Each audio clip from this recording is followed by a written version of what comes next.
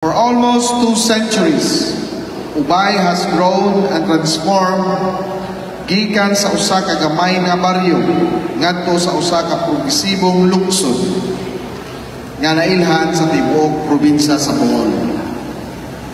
This growth did not happen overnight.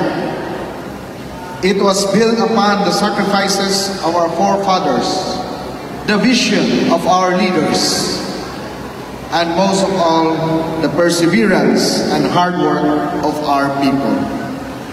Sa atong mga mag-uuma nga nagtanong o nag-ani sa atong yuta, sa atong mga mananagat na nagpainit na pabugnaw, sa dagat aron kita makaangkon sa isla na ilang nadako, o sa tanang mga ubayanon na naghatag og serbisyo, negosyo o talento.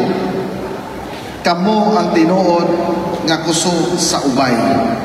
Without you, there will be no progress to speak of.